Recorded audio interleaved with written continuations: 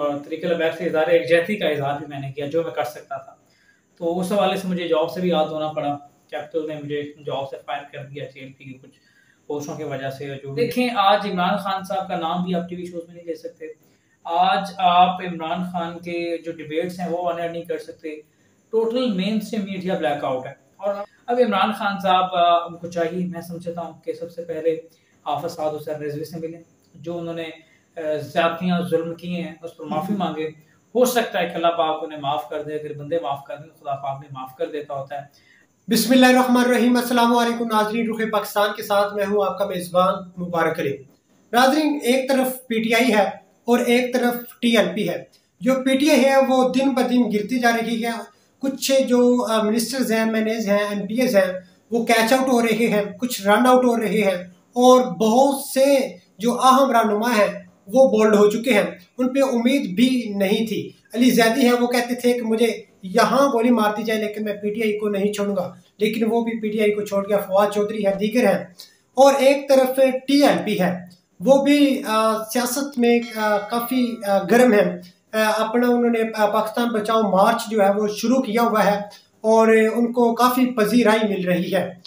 इस हवाले से बातचीत करेंगे कि इमरान खान जो है एक कड़े इम्तिहान से गुजर रहे हैं। क्या उनके ऊपर ये एक आजमाइश है या फिर वो जवाल का शिकार है या फिर उनको कोई बाबा खादिम हुसैन रिजवी रहमतुल्लाह अलैह की कोई बददुआ लगी है? इस हवाले से गुफ्तगू करने के लिए मेरे साथ मौजूद है नौजवान सहाफ़ी राना उसामा जाहिद। इस हवाले से इनसे जानेंगे। उसामा भाई, बहुत शुक्रिया कि आपने अपना कीमती वक्त दिया। उसामा भाई, अक्सर ये सोशल मीडिया पे कहा जा रहा है कि इमरान खान के ऊपर ये जो सवाल है, ये इस पे पीछे के बाबा जी के अल्फाज हैं, वो कौन से अल्फाज हैं? इस हवाले से आप क्या कहना चाहेंगे? बिस्मिल्लाहिर्रहमानिर्रहीम। बहुत शुक्रिया, आपने मुझे अपने ब्लॉग में लिया। सबसे पहली बात तो ये है कि पाकिस्तान की तारीख में अपने जर्नलिज्म के दौर में शायद इससे पहले हुआ मैंने फाशिज्म को देखी है तो इमरान खान के दौर में देखी है। मीडिया ब्लैकआउट किया गया, इसके अलावा सहाफ़ियों को ख़रीदा गया, मीडिया मालिकान को पैसे लगाए गए और फिर तहरीक लब्बैक पर जो रमज़ान के महीने में स्ट्राइक की गई उसमें मुतअद्दिद लोग जो है वो रोज़ादार भी थे। तो बाकायदा वहाँ पर लाशें गिराई गई, खून बहाया गया और हमें कवरेज के लिए भेज तो दिया गया, लेकिन किसी चैनल ने कोई न्यूज़ ब्रेक नहीं की। हमने सोशल मीडिया अकाउंट्स पर मैंने उस पर ब्रेक किया, सब कुछ दिखाया, मैंने लाइव दिखाया और तरीके लब्बैक से इज़हार यकजहती का इज़हार भी मैंने किया जो मैं कर सकता था। तो उस हवाले से मुझे जॉब से भी याद होना पड़ा। कैपिटल ने मुझे जॉब से फायर कर दिया जेएलपी की कुछ पोस्टों की वजह से, जो भी है। उसके बाद मैंने मूव किया वहाँ से। तो बहरहाल काफ़ी बेहतर हुआ, अल्लाह पाक ने मुझसे उससे बेहतर अता किया। लेकिन जो इमरान खान साहब का अगर दौर का मुवाज़ना किया जाए तरीके लब्बैक के साथ, तो देखें, फ़क़्त हमेशा तब्दील होता है। मकाफ़ात अमल इस कुदरत का एक हिस्सा है। इस रोए ज़मीन पर अगर आप रहते हैं तो आपको एक्सेप्ट करना होगा कि मकाफ़ात अमल भी कोई चीज़ है। तो जो इमरान खान साहब ने टीएलपी के साथ, खादिम हुसैन रिज़वी के साथ और उन जो नहते अफ़वाज़ कराम, उलमा कराम जो भी थे, उनके साथ जो जुल्म किया उसका बदला आज खान साहब से लिया जा रहा है। और देखें, आज इमरान खान साहब का नाम भी आप टीवी शोज़ में नहीं ले सकते। आज आप इमरान खान के जो डिबेट्स हैं वो ऑनर नहीं कर सकते। Total main stream media blackout है और अब सोशल मीडिया पर भी सुनने में आ रहा है कि वो ब्लैकआउट करने जा रहे हैं। अब इमरान खान साहब उनको चाहिए, मैं समझता हूँ कि सबसे पहले हाफ़िज़ साद हुसैन रिज़वी से मिलें। जो उन्होंने ज़्यादतियाँ ज़ुल्म किए हैं उस पर माफ़ी मांगे। हो सकता है कि अल्लाह पाक उन्हें माफ़ कर दे। अगर बंदे माफ़ कर दें तो खुदा पाक भी माफ़ कर देता होता है। तो मैं ये चाहता हूँ कि अगर खान साहब वाकई चाहते हैं कि अपने वो जो उनके साथ है वो मुतासर ना हो, कुछ बच जाए उनके हिस्से में, तो मुझे चाहिए कि जो उन्होंने जुल्म किया उस पर कौम से माफ़ी मांगे, टीएलपी से माफ़ी मांगे।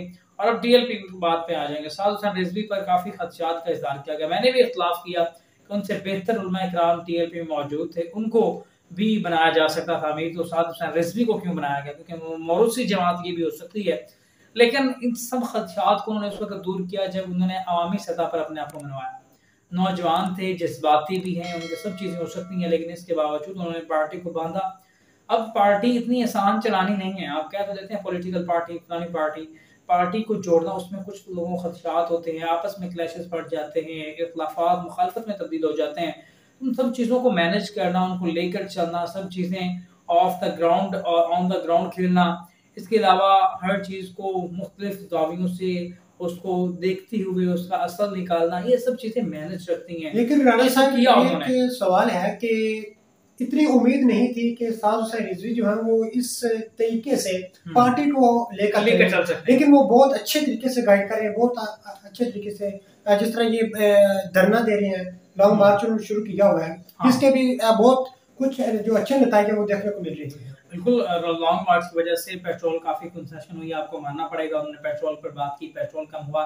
इसके अलावा उन्होंने अवामी सतह पर, अब खान साहब से जमान पर मेरी बीट थी, मुख्तलिफ जगहों पर जाती उम्र मेरी कुछ दिन बीट रही थी, तो मैंने देखा कि वो उन लीडरान से मुलाकात के लिए उनके जो कारकुन हैं मोहब्बत रखने वाले धक्के खा रहे होते हैं, नारेबाजी कर रहे होते हैं, मिल नहीं सकते, और वो तो होते ही आवाम के अंदर है। साद हुसैन रिजवी कभी मोटर बाइक पे जा रहे हैं, कभी गाड़ी पे जा रहे हैं, बग्गी पे जा रहे हैं।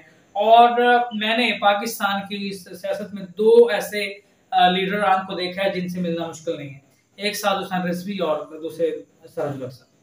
ये दो है, इनसे आप जब भी मिल सकते हैं, मंसूरा जाएं, सराजुल हक साहब से मिल सकते हैं, चौक यतीम खाना आप जाएं उनके मरकज में, अगर मसरूफ नहीं है तो आप इजीली नमाज पे मुलाकात हो सकती है, नमाज ही उनके उधर पढ़ते हैं, तो नमाज जुमा पे आप मिल सकते हैं। तो कारकुनान के लिए कोई इतना ज्यादा मुश्किल सिनेरियो नहीं है जैसे कि इमरान खान, नवाज शरीफ, हमजा शहबाज, इन सबसे मिलने के लिए आपको पापड़ बेलने पड़ते हैं, वो ऐसा कुछ नहीं है। अवामी का लीडर है, आवाम के अंदर मिल जाते हैं। वैसे भी ये जो पीटीआई के सपोर्टर्स हैं उनसे दस्तबस्ता माजरत के साथ कि एक तरफ इमरान खान है कि वो दावा करते हैं कि रियासत मदीना बनाएंगे, लेकिन रियासत मदीना तो बनाने दूर के बाद कुछ उसका रिजल्ट इस्लामिक डेवलपमेंट नहीं है। अब देखें, ऐसा कुछ नहीं करेगा, बिल्कुल नहीं है।